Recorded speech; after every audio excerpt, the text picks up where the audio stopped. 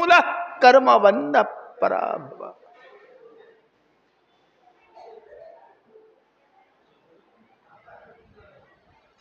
स्वयंभू म्हणूचा प्रियव्रत नावाचा मुलगा, याच्या वंशाचं आम्हाला वर्णन नाही करायचं. आम्ही असं ऐकलंय की हा प्रियव्रत प्रपंचातून परमार्थात आणि परमार्थातून पुन्हा प्रपंचात. एक वेळेस प्रपंचातला माणूस हा परमार्थात जाऊ शकतो, पण परमार्थातला माणूस हा पुन्हा प्रपंचात येत नाही. प्रियव्रत प्रपंचातून परमार्थात गेला, परमार्थातून पुन्हा प्रपंचात आला. तस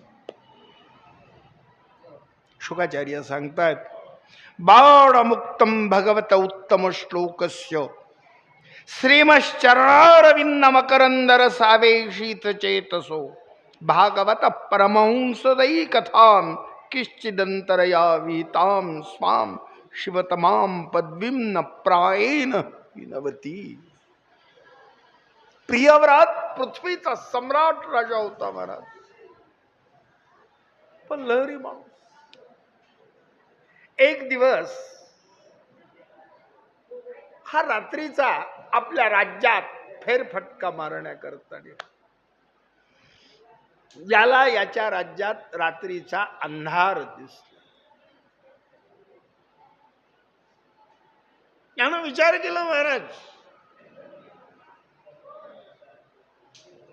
असा राजा काय कामाचा ज्याच्या राज्यात अंधार आहे. अरण्यात आला, परमात्माची तपश्चर्या केली, परमात्म्याला प्रसन्न करून घेतलं, वर मागितला, मला माझ्या राज्यात रात्रीचा अंधार लागत. हसायला लागले. प्रिय, तुम्हाला काय वाटतं, मी हे जे दिवस रात्र जे काही निर्माण केलं ते उगाच, ते काय असेल ते असो, मला माझ्या राज्यात रात्रीचा अंधार नाही लागत. परमात्माने तो अग्रह पाहिला आणि आपल्या जवळचा एक सुवर्णाचा तेजस्वी रथ हा प्रियव्रताला काढून सांगितलं, हा रथ तुम्ही रात्रीचा राज्यात काढत जा. या रथाच्या तेजाने तुमच्या राज्यातला रात्रीचा अंधार नाहीसा हो.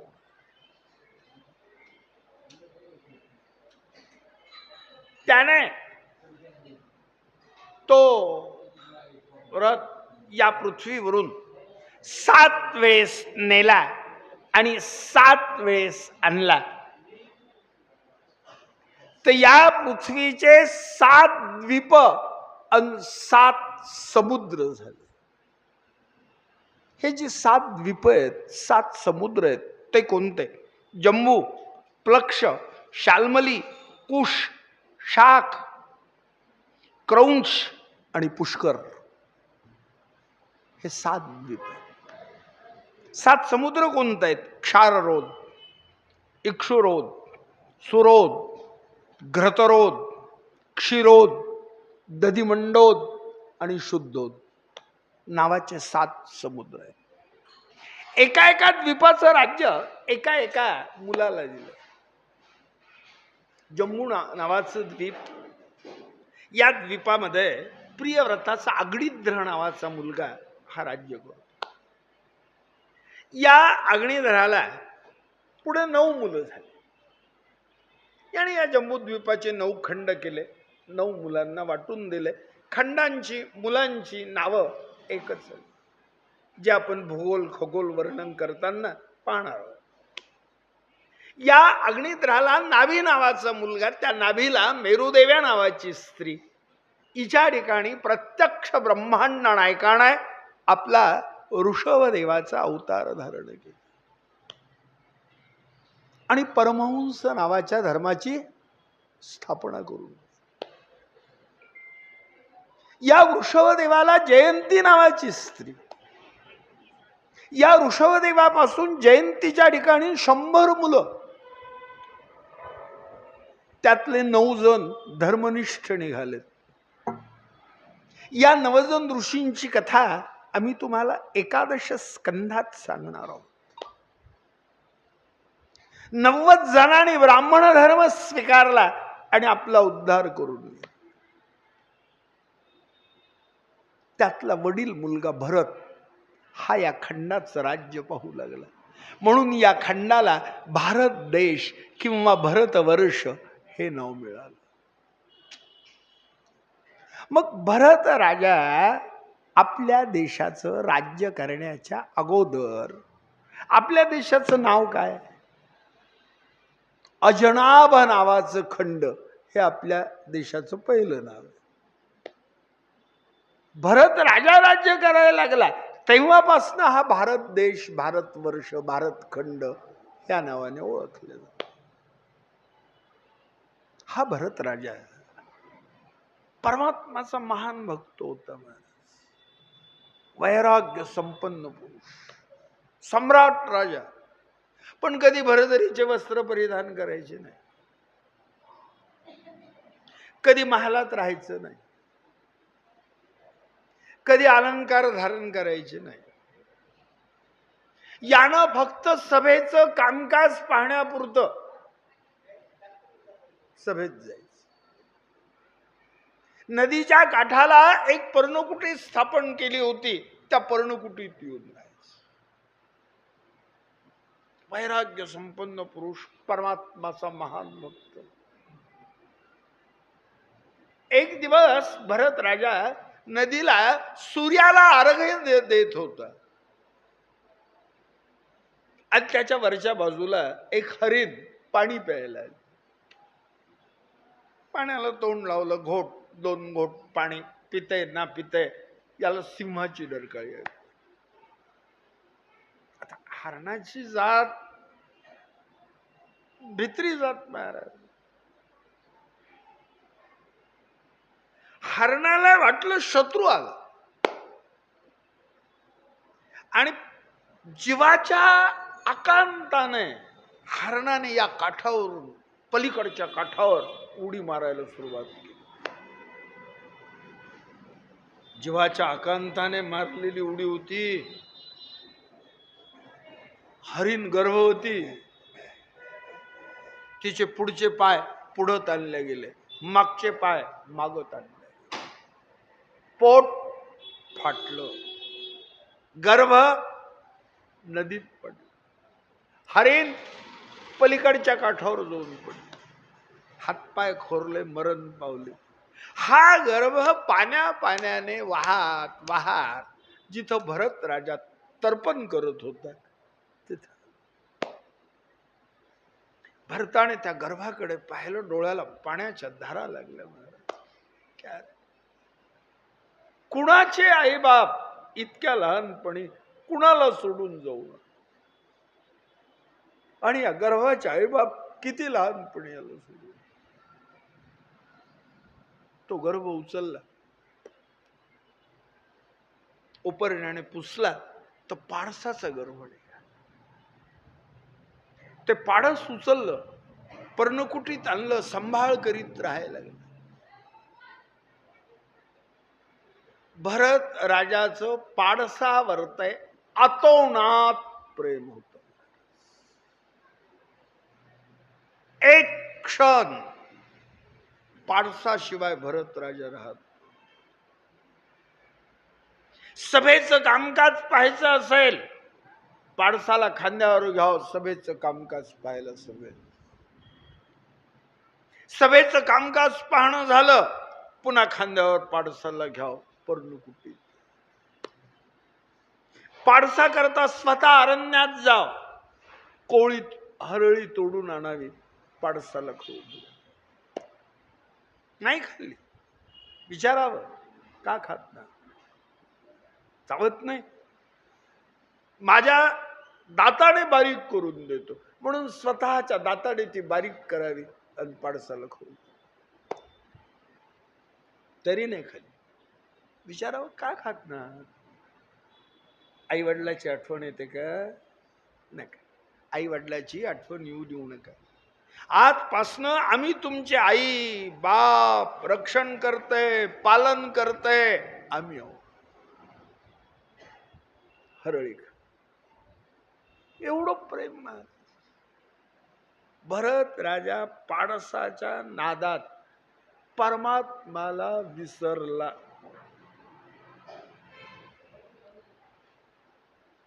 विचार आला की आज कित्येक दिवस झालेत आपण प्राणायाम साधला नाही, समाधी लावली नाही. आणि अशी जर आपण समाधी लावली नाही तर आपल्याला समाधी लावण्याच्या विद्येचा विसर पडेल. आणि विद्येचं हे वैशिष्ट्य आहे बरं महाराज. कोणतीही विद्या केवळ प्राप्त करून घेऊन काम भागत नाही. मिळालेल्या विद्येच्या सतत सानिध्यात राहावं लागतं तरच टिकते.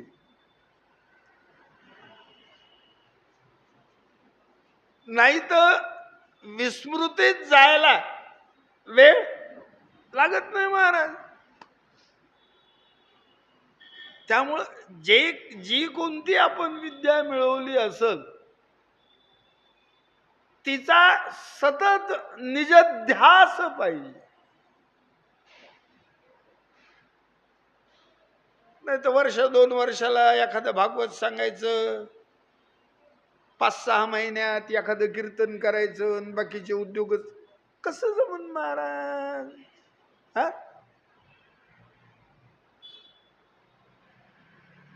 विद्येच्या सतत जर सानिध्यात राहिलात तरच ती तुमच्या जवळ टिकून राहील. नाही तर विस्मृतीत जायला वेळ लागत नाही. विचार केला जर आपण समाधीच लावली नाही तर आपल्याला समाधी लावण्याच्या विद्येचा विसर पडल. आज समाधी लावायची आपली. आणि भरत राजाने त्या पाडसाच्या गळ्याला दोरी बांधली. पाडस पर्णकुटी जवळ बांधून ठेवून दिलं. एका ताटामध्ये हरळी ठेवली, एका ताटात पाणी ठेवलं. सांगितलं पाडसाला की बाबा मी समाधी लावतोय, आपली 2 घटका भेट होणार नाही बरं. तहान लागली पाणी प्या, भूक लागली हरळी खा, मी समाधी लावायला. प्राणायाम साधला, समाधी लावली.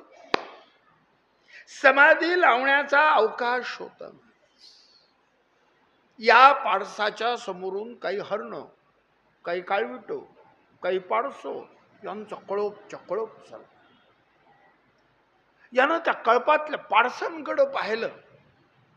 विचार केला हे जे प्राणी चाललेत माझ्या जातीतले, यांचा रंग माझ्यासारखा आहे, नागडोळे माझ्यासारखे, आणि मग कुणाच्या जातीत राहतो. कुठल्याही प्राण्याने आपल्या जातीत राहावं महाराज. जातीत राहण्यात मोठेपण आहे. पण पुन्हा विचार आला, मी जर या राजाचा त्याग केला, राजाला काय वाटल? या राजाचं माझ्यावर किती आतोनात प्रेम आहे का नाही? पण पुन्हा विचार आला, भावनेपेक्षा कर्तव्य हे नेहमी श्रेष्ठ आहे. भावनेच्या आहारी जाऊन कर्तव्याचा त्याग करता येत. वेळोवेळी माणसाला भावना बाजूला ठेवावी लागते आणि कर्तव्य पार पाडावं.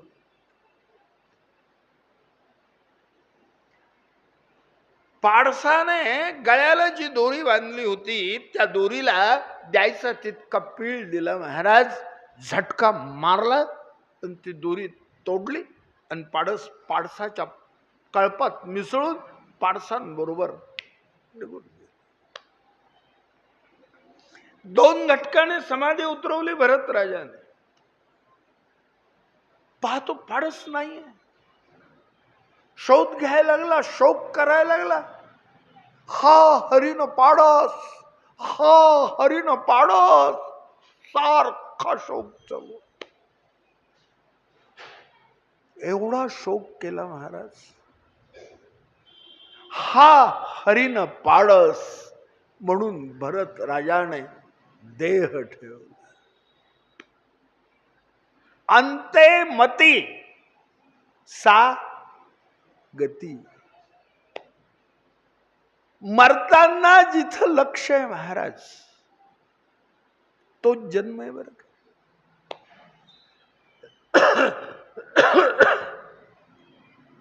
आता मरताना याचं लक्ष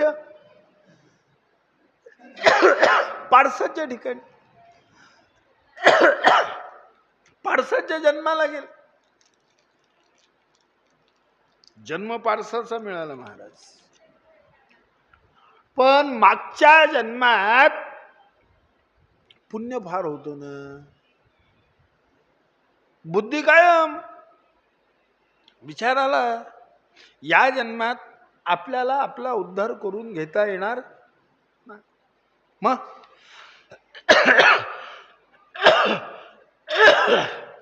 हा देह टाकायचा, दुसरा जन्म घ्यायचा. भरत राजाने पाडसाने हातपाय खोरले, दम कोंडला, तो पाडसाचा जन्म टाकून दिला. आणि हे राजश्री भरत पुन्हा अंगिरस गोत्रातल्या ब्राह्मणाच्या ठिकाणी भरत याच नावानं जन्म. इथं भरताला 9 सावत्र भाऊ होते. मोठे झाले भरत. भरताच्या वडिलाने भरताची मौंज लावून दिली. भरताचे वडील भरताला गायत्री मंत्र शिकवायला गेले. भरत विचार करायला गेले, या जन्मात विद्या शिकून काय करायचं, कीर्ती मिळवायची काय. अहो कीर्ती मिळवण्याकरता हा जन्म नाही. मग संपत्ती कमवायची का, संपत्ती कमवण्याकरता हा जन्म. एकच काम करायचंय, पुनरपि मरणम पुनरपि जन्मम जठरे शयनम. हा जो जन्म मरणाचा फेरा आहे तो आपल्याला चुकवायचा. मग त्याच्याकरता काय करायचं नाही का. व्यासानी 18 पुराणामध्ये फक्त 2 वचन सांगितली. अष्टादश पुराणेषु व्यासस्य वचनद्वयम् पुण्याय परोपकाराय पापाय परपीडनम. दुसऱ्यावर ते उपकार करण्यासारखं दुसरं कुठलं पुण्य नाही आणि दुसऱ्याला ताप देण्यासारखं दुसरं कुठलं पाप.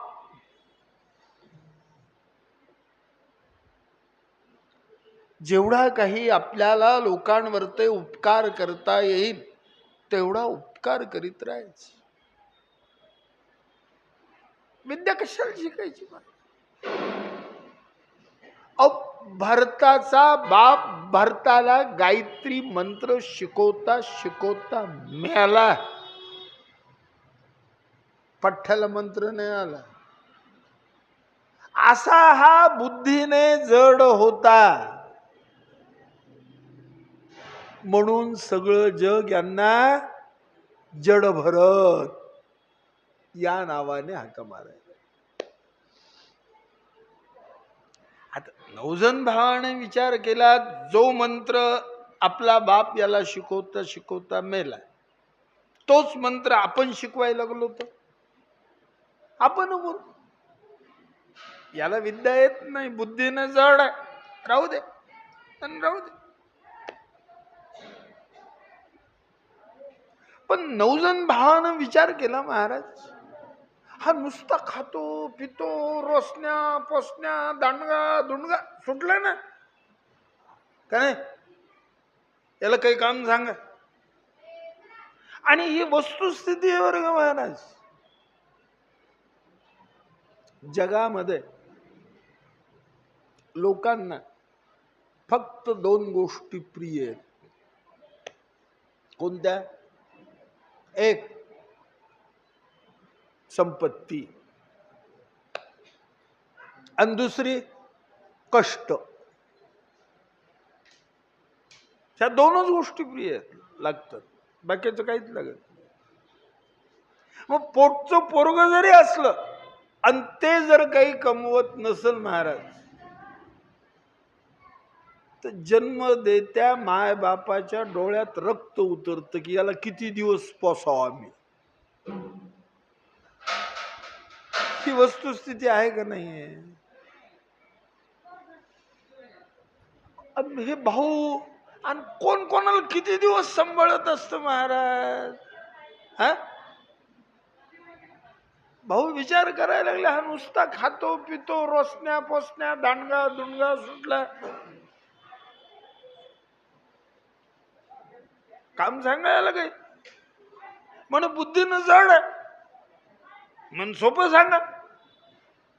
सोपं काय म्हणाला, शेतात दारे धरायला म्हणलं. आले जडभरताकडे विचारलं, तुम्ही आपल्या शेतात दारे धरता का? आता यांना नाहीच म्हणायचं नव्हतं, कधी कोणाला नाही म्हणलेच नाही.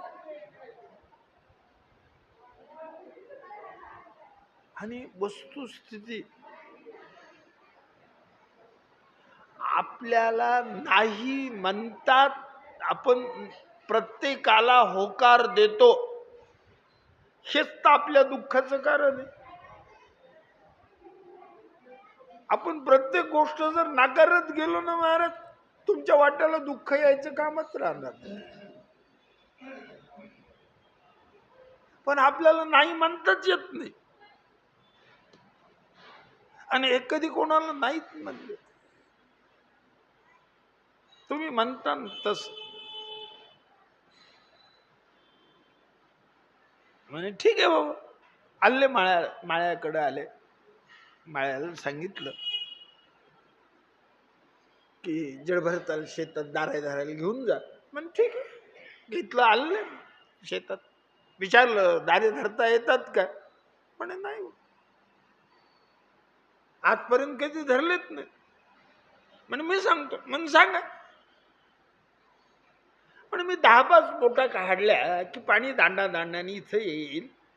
पाणी इथं आलं की खोऱ्याने इकडची माती इकडं लोटायची, तिकडची माती तिकडं लोटायची, पाणी वाफ्यात सोडायचं. वाफा भरला की पुन्हा तिकडची माती इकडे घ्यायची, इकडची माती तिकडे घ्यायची, पाणी दुसऱ्या वाफ्यात सोडायचं. आलं का लक्षात? म्हणा. जाऊ का मोठ काढायला? म्हणा. माळी उठला, 10-5 मोठा काढल्या, पाणी दांडा दांडानं जिथं जडभरत उभा होतंय तिथं आलं.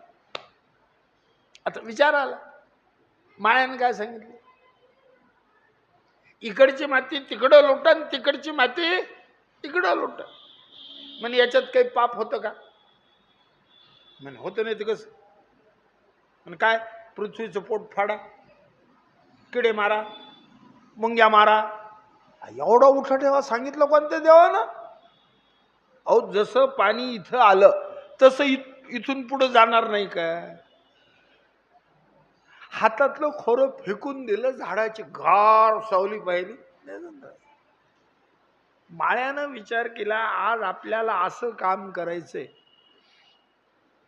2 दिवसाचं काम एकाच दिवशी झालं. मग न्याहारीला मोठ सोडायची नाही, दुपारच्याला मोठ सोडायची नाही. हे ब्राह्मणाचं काट्ट आरबळून दुसऱ्या दिवशी शेताच्या बाहेर पडलं पाहिजे.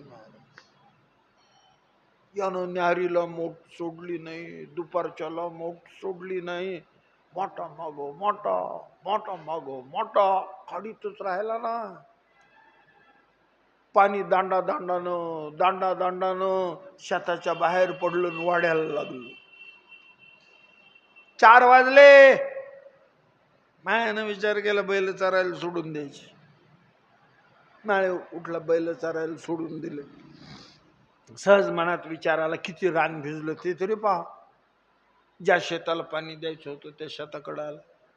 येऊन पाहतो त्या शेतात डोळ्याला थेंब लावायला पाणी नाही.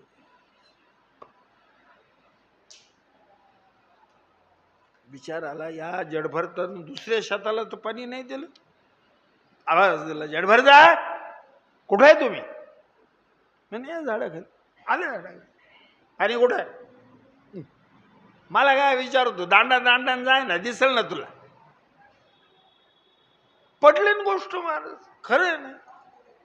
माळी दांडा दांडानं येऊन पाहतो पाणी शेताच्या बाहेर पडलं, वढ्याला लागलं. 9 जण भावाकडे आला, सांगितलं तुमच्या भावानं कसं पाणी दिलं ते पाहायला चला बरं. 9 जण भाऊ आले. आवाज दिला, कुठं आहे जडभरत आहे? मग झाडाखाली. पाणी कुठं आहे? जडभरत विचार करायला, कुणी उठत की पाणी कुठे, पाणी कुठे. आता मी का पेलो का काय? दांडानं जा, दिसल. 9 जण भाऊ दांडाने येऊन पाहतात पाणी शेताच्या बाहेर पडलं, वड्याला लागलं. संतापलं. माळी उपाशी मेला, बैल उपाशी मेले, पाण्याचं वाटोळ झालं. कडा कडा दात ओठ खाल्ले जडभरताला. 9 बुक्क्या मारल्या. जडभरत म्हणाल, नारायण या बुक्क्या तुम्हालाच अर्पण आहे. मैंने पोहोचल्या. भक्ताचा नैवेद्य मी खाणार आणि मार कोण खाईन? मलाच खावं लागल ना. आणि जडभरत आपल्या देहाने होईल तेवढा उपकार करीत राहिले. आता 9 जण भाऊ विचारात, हा अन्न आपलं खातो आणि काम लोकांचे करतो, याला काम सांगा. म्हणे बुद्धीनं जड. काय सांगावं? म्हणे सोपं सांगा. काय काम सोपं? म्हणे याला शेताची राखण करायला आणलं. आले जडभरताकडं, सांगितलं शेताची राखण करायची. म्हणा आता यांना माहित नाही ना म्हणायचं. म्हणा लागले राखण करायला. एक दिवस काही हरणं, काही काळविट, काही पाडस यांचा कळपच आला महाराज. आणि ते डांब्याची कंस खायला केली सुरुवात. माळ्यानं गोफण हातात घेतली की मळ्यावर. पण विचार आला महाराज, 9 जण भावानी आपल्याला सांगितलंय लेकरा बाळाचं अन्न लेकरा बाळाच्या तोंडात घाला का नाही. पण आपल्या लेकरा बाळाच्या देहात जो जीवात्मा आहे तोच या हरणाच्या देहात आहे का नाही. मग हरणानं खाल्लं का लेकरा बाळानं खाल्लं का? दोन आहे का? हातातली गोफण फेकून दिली, मळ्याच्या खाली उतरले, झाडाची गार सावली पाहिली, झोपून. हरणानी तर पाहता पाहताच शेताचा फाडशाच उडीला महाराज. गेले दुसऱ्या शेतात निघून. 9 जण भाऊ शेताला याडा करायला आले आणि आपसात लागले बोलायला. अरे आपलं शेत हे का पुढचे? म्हणे हेच आहे ना. म्हणे हेच आहे. म्हणे काल आलतो ते बदक्या कंस होते बाबा. म्हणे आता कंस बिंस नाही, ढेकळं राहिले. आले जडभरताकडे. आवाज दिला, जडभरता आपल्या गावातली कुणी मंडळी हुरडा खायला आलती का? आता यांना लबाड बोलायचं नव्हतं. याने सांगितलं गावातली कुणी मंडळी आली नाही, घरची कुणी मंडळी आली नाही. काही हरणं आले होते, काही काळविट होतंय, काही पाडसं होतंय.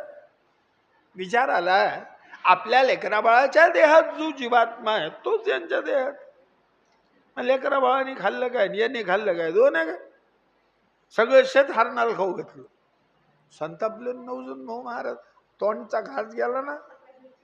हा हा कडक कडक दात ओठ खाल्ले जडभरताला 9 लाथा. जडभरत म्हणाल नारायण कालच्या बुक्क्याप्रमाणे आजच्या लाथा तुम्हाला. म्हणे पोतल्या तुमच्याकडून नैवेद्य मिळो न मिळो लाता बुक्क्याचा प्रसाद पोटभर भेटतो.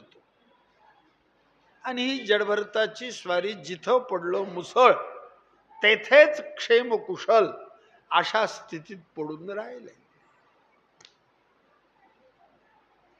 घडलं काय? या गावामध्ये काही चोर राहत होते. चोराचा नायक होता. या नायकाला संततीच होत नव्हती. चोरांनी गावातल्या देवीला नवस केला की आई अंबे अंबालिके आमच्या नायकाला जर मुलगा झाला तर आम्ही तुमच्या नावानं माणसाचं बळी देऊ.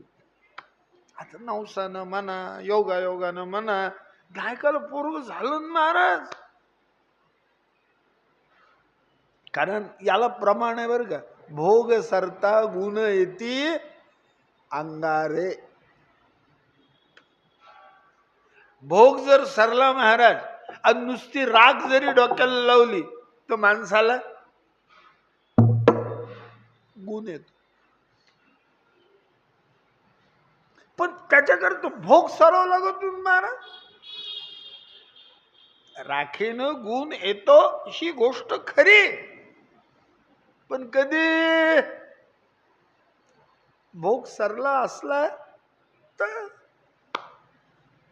याने नवस काय करायचा आणि याला पोरग काय व्हायचं. एकच वेळ आली महाराज. नायक चोरांना सांगायला आला की काही म्हणा फारा दिवसाने का होईना भगवंताने मुलगा दिला. चोर म्हणाले उगत गेला का. आम्ही नवस केलता म्हणून मुलगा झाला. ठीक आहे ना. योगायोगाने म्हणा नवसाने म्हणा झाला ना. नवस फेडून टाकू. लुटले काही दिवस. नायकाला चोरांकडे म्हणे आज सोन्याची चांदीची धनाची धान्याची कशाची चोरी करायची नाही. मग एक माणूस चोरून आणायचा आपल्याला नवस फेडायचं. 10-15 चोर उठले. तिने समजा टळू दिल्या. वेशीच्या बाहेर दडून बसले. एक शेतकरी रात्रीच्या भाकरी शेतात पोस्ट करायला चालला होता. त्या काळात जुन्या काळची गोष्ट महाराज. त्यावेळेस लोक शेतानं राहत होते. आता दुपार झाल्याशिवाय शेतातच जात नाहीत का नाही. जुन्या काळामध्ये न्याहाऱ्या घेऊन जाणारा माणूस वेगळा. दुपारच्या भाकरी घेऊन जाणारा माणूस वेगळा.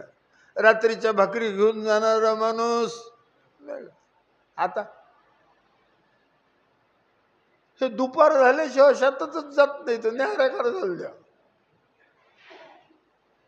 आणि सूर्य अस्तमानाला व्हायच्या आधीच घरी हजर. तू पाहतो मारुतीच्या पारावर.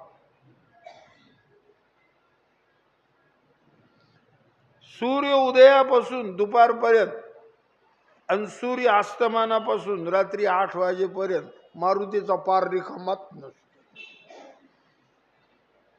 का असतो. काय तिथं असतं काय नाही त्यांना माहिती. पण बसलेले तिथंच असते का नाही.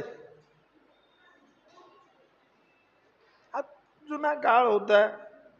रात्रीच्या भाकरी शेतात घेऊन जावं लागत होत्या.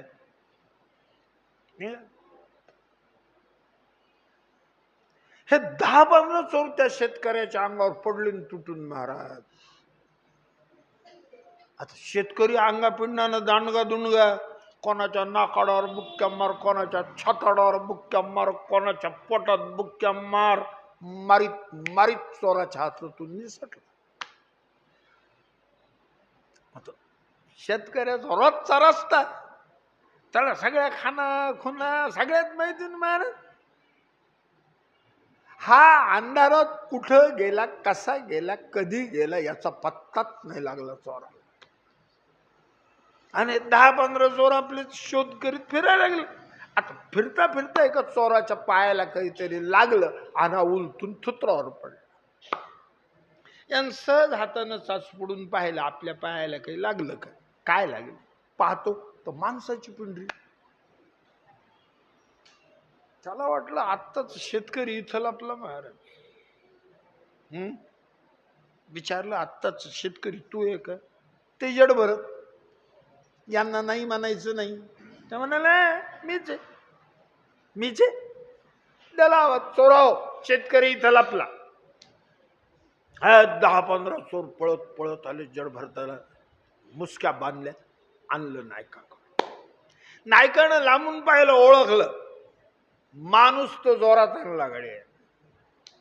काही झालं तर बाबाटा व्हायचं कामत.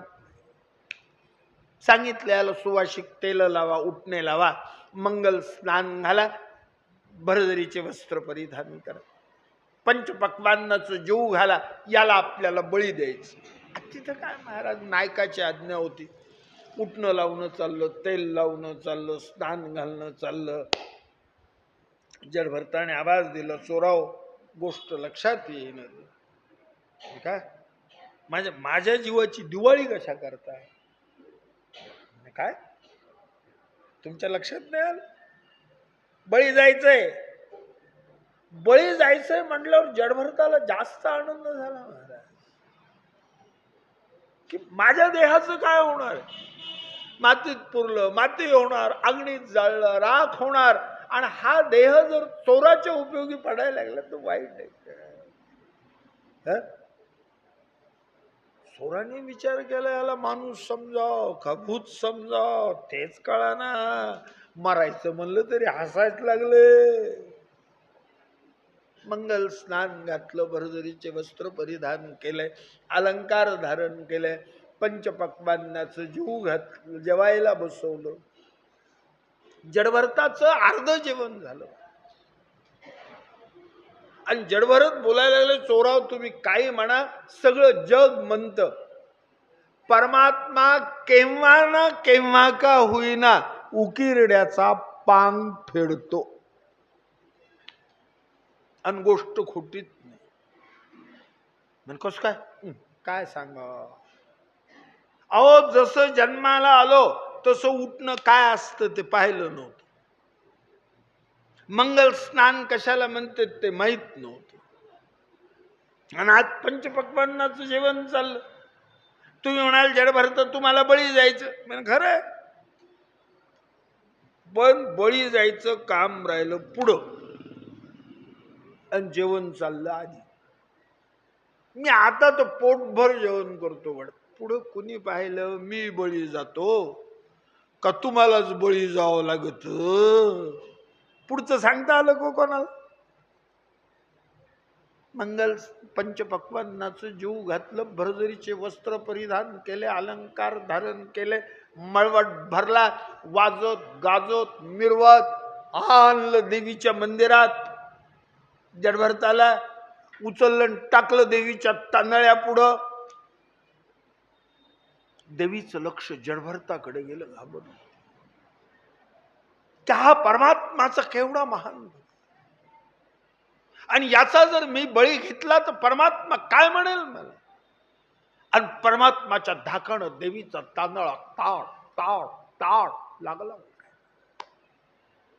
चोरो घाबर. देवी माणसाचं रक्त पिण्याकरता आतुर झाली. लवकर बळी द्या म्हणायचा अवकाश होता. नायकाने देवीच्या तांदळाला स्नान घातलं, पंचामृत स्नान घातलं, शुद्धोदक स्नान घातलं. देवीच्या तांदळाला शेंदूर लावण्यात आलं. देवीला भरजरीचे वस्त्र परिधान केलं. देवीचा मळवट भरला. नायकाने खरकन कमरेचा खडग उपसलं, दस्तेने पुसलं. जडभरताच्या मानेवर टाकणार. देवीचा तांदळा ताड दिशेने दुभंग झाला. तांदळ्यातून अष्टभुजा देवी. नायकाचा हात वरच्या वरत. विचारलं जडभरता, आमच्या भोवती काय बला आणली होतीस? जडभरत बोलतात, आई पंचपक्वान्नाच जीव घातलं, तुमच्या पुढं आणून टाकलं, अशी गाढ झोप लागली, पुढं काय झालं काही कळलं नाही. म्हणे हा गोंधळ. म्हणे देवीने चोराच्या सोडलं, जडभरताला धरलं, चोराचं मुंक, पीळ चोराचं मुंक, पी उष्ण उष्ण रक्त, सगळ्या चोरांना ठार केलं, मुंके झेलीत झेलीत आली जडभरता मंदिराच्या बाहेर. जडभरत बोलतात, आई तुम्ही आई आहात, मी लेकरू आहे, रातच्या रात्र मंदिरात निजल्याने काय बिघडणार आहे? म्हणे तसं होणार नाही, मंदिराच्या बाहेर जात. देवीला राग आला, देवीने जडभरताच्या तंगडीला धरलं, उचललं, मंदिराच्या बाहेर फेकून. जडभरत बोलतात, आई मी रातच्या रात्र मंदिरात निजलो असतो, काय बिघडलं असतं? तुम्हाला एकटीला राहा वाटतं, आजपासनं तुमची मंदिर गावात होत जाणार नाही, गावाच्या बाहेर होत जातील. दिलं शाप. आणि तेव्हापासनं देवीचे मंदिर गावाच्या बाहेर. कुणी म्हणाल आता गावात येत, मंदिर गावात नाहीत, गाव मंदिराच्या पुढे गेलेत म्हणून मंदिर गावात आले, नाही तर मंदिर गावाच्याच बाहेर. जडभरताची स्वारी जिथं पडलं मुसळ, तेथेच क्षेमकुशल अशा स्थितीत पडून राहील. तेव्हा या पृथ्वीवरती सिंधू सैवर नावाचा एक देश होता आणि त्या देशाचा रौगन नावाचा राजा होता. आता या रौगन राजाच्या मनात विचार आला, परमात्माने मनुष्य जन्म दिलाय आपल्याला, नाही का बरं, या जन्माचं सार्थक व्हायला पाहिजे का नाही? आपण या देहाचं सार्थक करायचं. पण पुन्हा विचार आला, शास्त्राचं विधान महाराज, जोपर्यंत माणसाच्या देहाला गुरु हा होत नाही तोपर्यंत माणसाचा परमार्थ सफल होत नाही. आणि आपण आपल्या देहाला गुरु करायचा. पण पुन्हा विचार, आपण राजे आहेत ना, हा मग गुरु करणार असं तसं करेल का? करायचं का? एखादा विद्वान ब्राह्मण पाहावा, त्याला गुरु करून घ्यावं. तेव्हा सगळ्या जगात कपिल महामुनी हे विद्वान असल्याची ख्याती होती. यानं विचार केला, आपण कपिलाच्या आश्रमाला जायचं आणि कपिलालाच गुरु करू. पण पुन्हा विचार आला, कपिलाच्या आश्रमाला जाता येईल, पण राजा माणूस आहे ना मी, अहो माझ्या वैभवाला शोभल असं जावं लागेल का नाही?